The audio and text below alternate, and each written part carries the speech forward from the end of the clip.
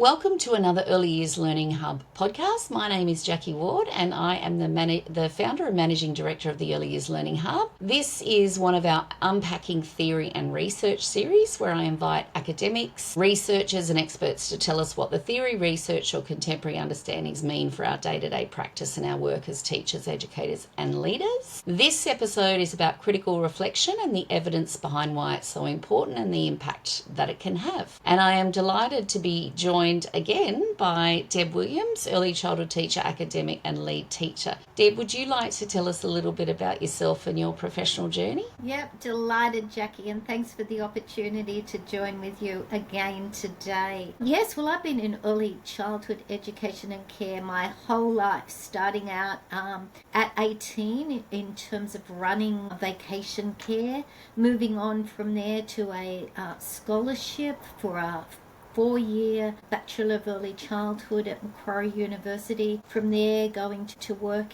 in a private early education and care service on the South Coast. From there, coming to Western Sydney and working in a community-based service for 8.5 years, where I had involvement with the Department of Community Services, as it was known then, in terms of child protection and supporting children and young people at risk.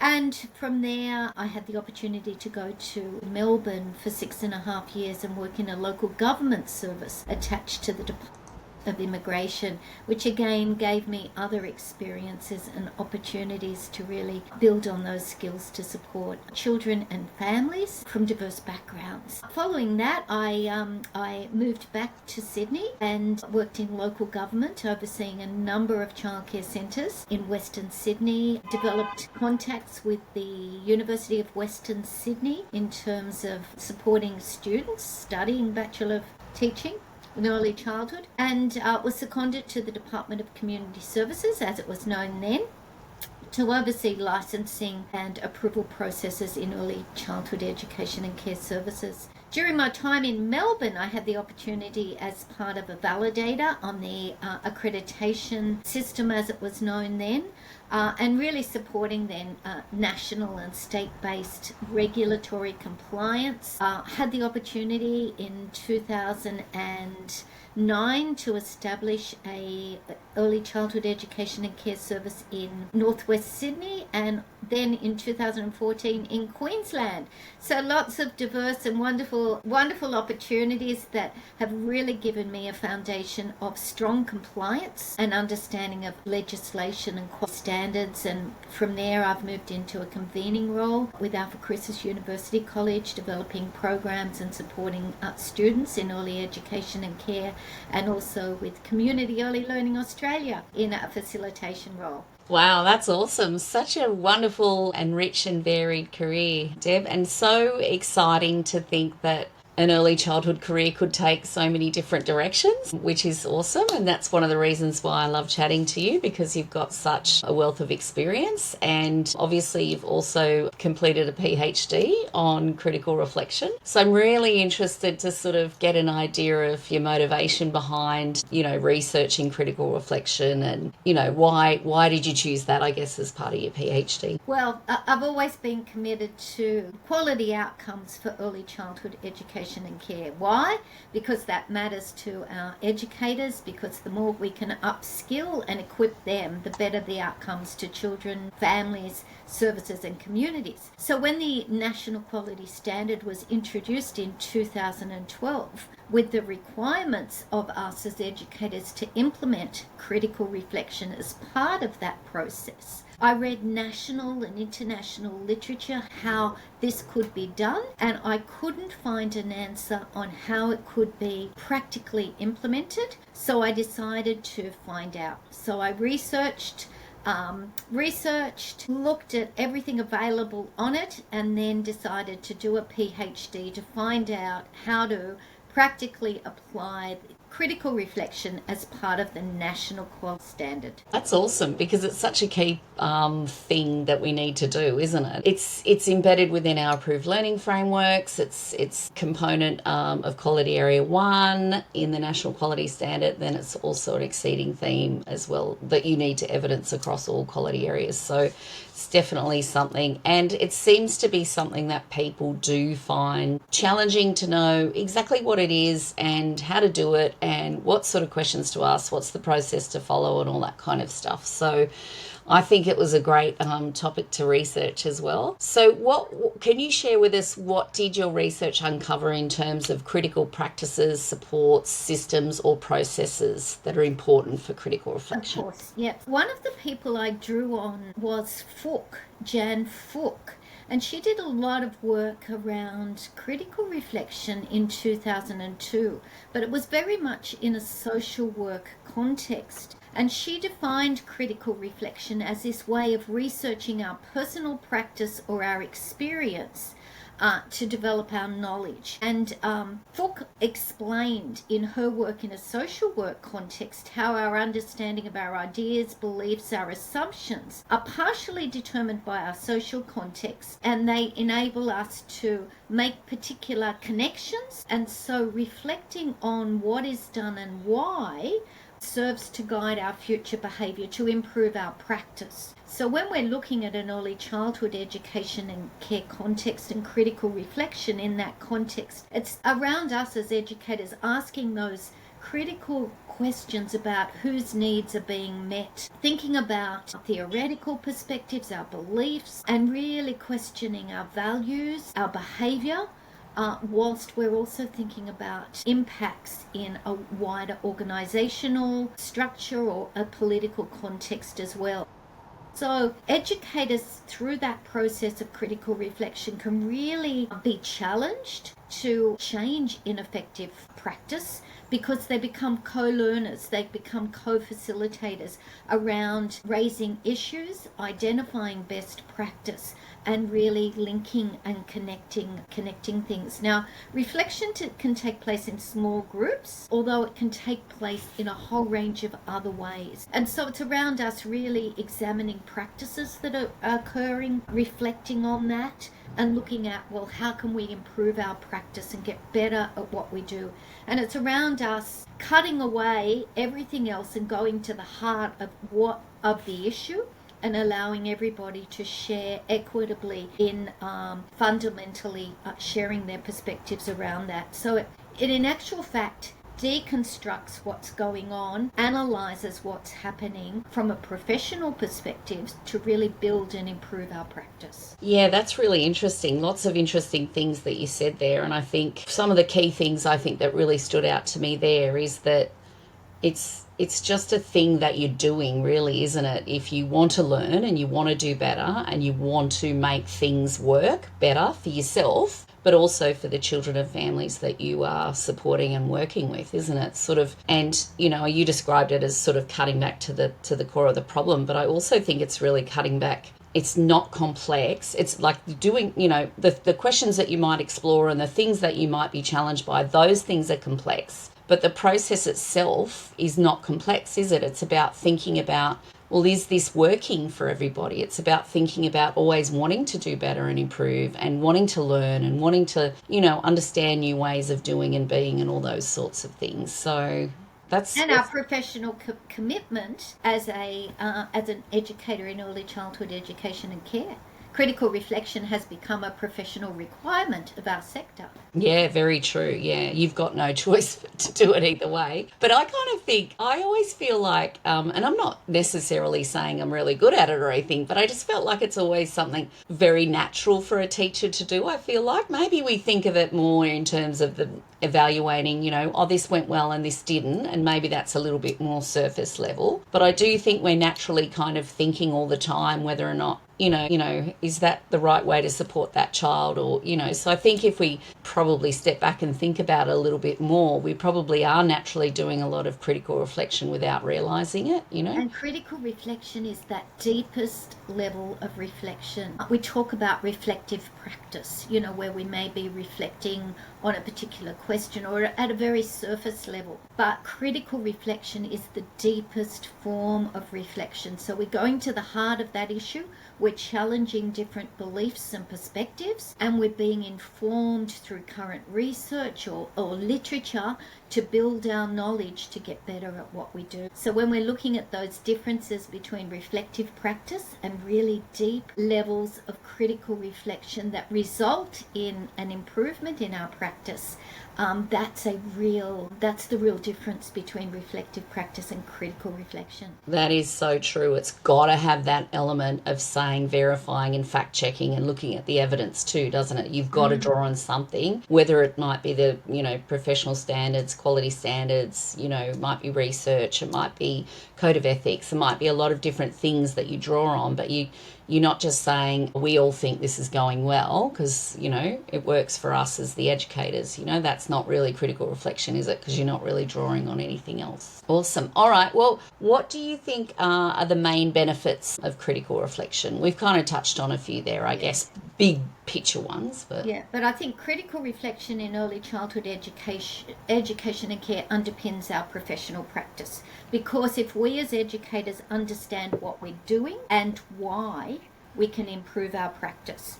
So critical reflection enables us to look beyond what's immediately happening as well to what external influences might be influencing choices and actions. And this includes both our social context and the broader context of our organisation or our structure. And so we can question, we can test theories, and then educators become empowered and encouraged to become researchers themselves, to try out new ideas, to test theories, and to really improve their practice. That's a really, really important one too, isn't it? On that confidence and that professionalism when like, I guess, in my experience over the years and having to, be a part of lots of different meetings and working for lots of different organisations and presenting professional learning. It's all the background reading and information that I've had to do for those things that have helped me be able to articulate things in a better way. And particularly now coming back to teaching, I'm able to articulate to families much clearer about making learning visible for children and being able to, feel more confident and easy with raising issues with families if there's, some developmental concerns or anything else. So I think, that confidence as a professional and the fact that you've done that research is that they're all good habits that can equip you across the board with all of your work as an educator. Awesome. So additional skills and knowledge and understandings that you feel support critical reflection. So what else is it? What are the other pieces of the puzzle, I guess, that support educators?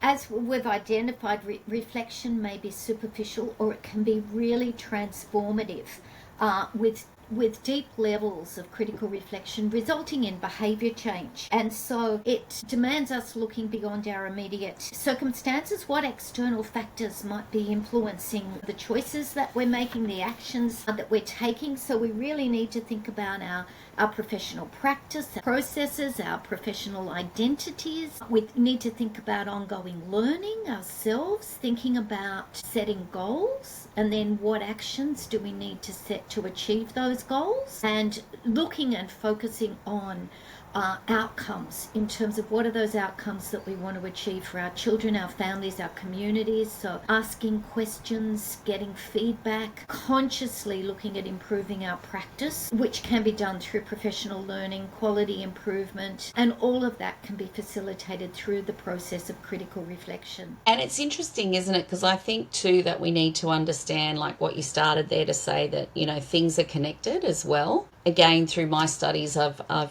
done some interesting thinking around complexity theory, and the name says it all, that our systems and processes within schools or early childhood services, particularly if we're part of a really large organisation, that makes things a lot more complicated to, I guess, enact change, doesn't it? Because if you might be critically reflecting as a team, let's say, in your room about something that you want to make a change with, there might be a flow-on effect in other rooms or as part of your organisation that you need to address as well.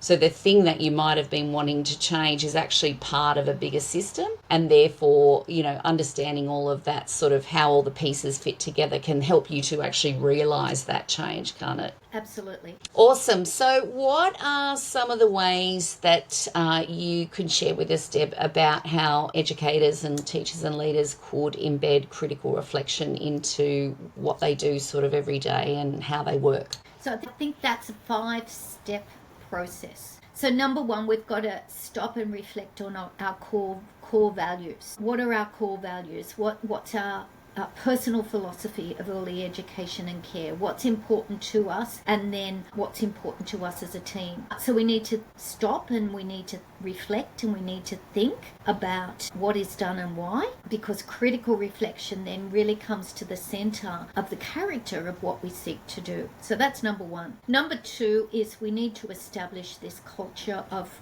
real inquiry. So to establish this critical reflective inquiry, we need to be immersed in this culture where critical reflection is embedded. So we need to be part of this process. We need to ask questions. We need to establish this culture of inquiry where we encourage our colleagues to ask questions. Think about those different perspectives. And one of the strategies and ways we can do that is look at those discussion questions from the Guide to the National Quality Standard and ask each other some of those discussion questions and really build that culture of reflective inquiry. 3, we need to adopt a reflective approach inclusive of all educators. So we need to really think about different perspectives, ask questions around whose needs are being met. And then number 4, time is so precious to us in the early childhood education and care context. Educators want to see outcomes as a result of the time they're investing. The critical reflection process is no different. So we need to action outcomes of the critical reflection process. So we need to think about what are those changes that are to occur. And then at the National Quality Standard states requires a high level of critical thinking by educators to embed critical reflection in decision making and professional judgments, so that critical reflection can be that catalyst for change. We want to see outcomes of the reflection process. So we need to think about how are we going to continuously improve? How are we going to support our ongoing learning and enhance program outcomes? And the 5th one, of course, is around that empowerment, encouragement of our educators and our ongoing professional learning. So we need to train and empower our team of educators. This allows for us to build on strengths of educators to be improved, results in better skills of critical reflection. Like anything, the more we embed it and the more we practice it and build that culture, the better the outcomes are going to be. This process, it is found through this process of critical reflection that educators have increased job satisfaction. They've got an increased capacity to problem solve and innovate. There's increased morale. We've got acquisition of knowledge, skills, and an ability to promote learning and development across the culture of a service. So those outcomes that come from critical reflection are truly worthwhile. And that 5-step process, stop and reflect on our core values, establish that culture of critical reflective inquiry, adopt that reflective approach inclusive of all our team, all our different perspectives, all those questions we have, action the outcomes so that it can result in behaviour change, and educators see that, and we train and empower our educators to really lead to those better outcomes. I love that. Nice 5-step action plan. I like it. Very good. And I love the fact that, the first one is that idea of connecting with your philosophy and your core values. And I often say too, like the purpose of why your service exists, like often I think we can be disconnected with those big ideas and therefore not really thinking about it, and therefore probably don't see a real disconnect with, well, why do I need to critically reflect? But that's kind of the most important thing, isn't it? Critically reflecting on saying, is what I'm doing aligned with what we think is good and important and, the values of our service? And even that idea of, that we want to find a way to do things better and we all work together as a team. I think that's a much more enjoyable way to work, isn't it? When you have that culture of inquiry. Well, what's the problem here? Well, how can we solve it? Instead of people just walking around a bit miserable saying, oh, this is hard and and this is hard and this is hard. It really helps motivate everyone, doesn't it, to get the jobs done. And I really like number 3 because I think, we've got lots of educators in our sector who might have English as a second language, or we've got, lots of people in our teams that might be neurodiverse, or, just have a different way of learning or wanting to either speak up or not speak up, introverted, extroverted. We've got lots of differences. It's a great way to think about, well, how can everyone have a voice in a way that sort of works for them, and supports them to feel like they can be empowered to do that. And I love the actions of the outcomes of the reflection process, because I was thinking when you said that, I'm thinking